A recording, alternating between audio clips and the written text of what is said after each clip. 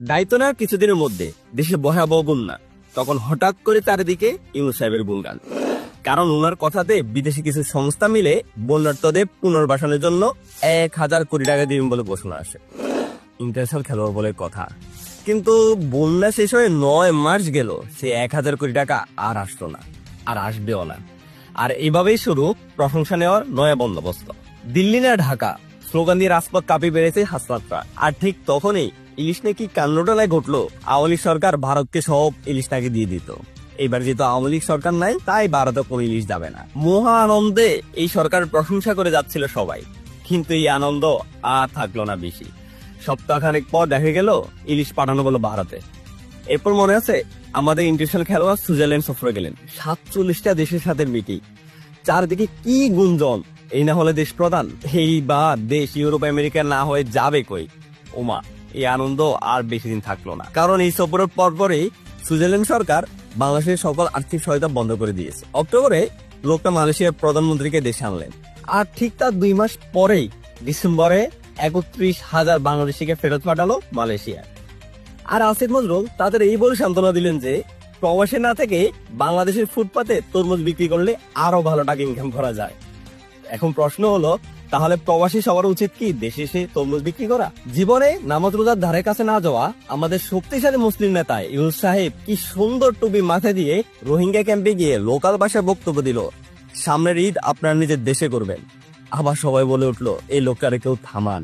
এবার সাথে যোগ হলো সেকেন্ড নোবেল লড়ি।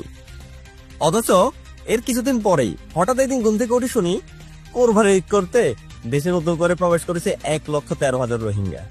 কিছুদিন আগে ইনভেস্টমেন্ট সামিট হলো, ইংলিশম্যান আশিককে দিয়ে খুব সুন্দর প্রেজেন্টেশন দেওয়ালেন ইউনূস সাহেব। এক প্রেজেন্টেশনেই $310 মিলিয়ন বিনিয়োগের আশ্বাস পেয়েছে সরকার।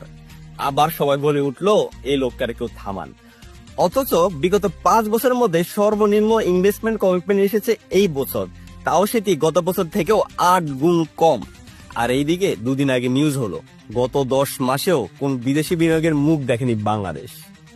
তারপর কিছুদিন আগে খুব হম্বিতম্বি নিয়ে প্রচার করা হলো দেশে নাকি রিজার্ভ আগের তুলনায় বেড়েছে। সবাই আবার বলে উঠলো এই লোকটারে কেউ থামান। অথচ দেশে বিনিয়োগ নাই, শিল্প কারখানায় একের পর এক বন্ধ হচ্ছে, রপ্তানিতে ভাটা নেমে এসেছে। এত কিছুর পরেও কি করে রিজার্ভ বাড়ে? এই প্রশ্নটা যাদের মনে আসছে না, তারা একটু কষ্ট করে বাংলাদেশ ব্যাংকের ওয়েবসাইট ঘুরে আসুন।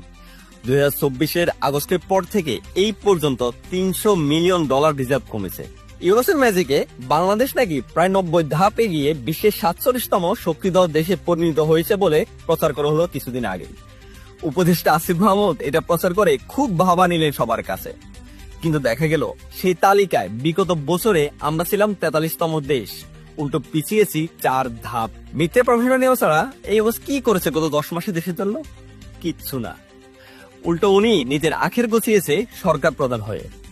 গ্রামীণ ব্যাংকের 663 কোটি টাকা কর্মকুফ, গ্রামীণের নামে জনশক্তি রপ্তানির লাইসেন্স, গ্রামীণের নামে বিশ্ববিদ্যালয়ের অনুমোদন, আর গ্রামীণ ফোনের 4,500 কোটি টাকা বকেয়া কর্মকুফ। ও হ্যাঁ, গ্রামীণ ব্যাংকের আগামী 5 বছরের কর্মকুফ করেছেন উনি। আর গ্রামীণ ব্যাংকের সরকারের মালিকানা 25% থেকে নামিয়ে 10% আনা হলো। অন্ধের দেশে আয়না বিক্রি করতে নয়, মূলত অন্ধের দেশে নিজের আখের গোছাতে এসেছেন তিনি। এটি যত তাড়াতাড়ি উপলব্ধি করতে পারবেন দেশের জন্য ততই মঙ্গল।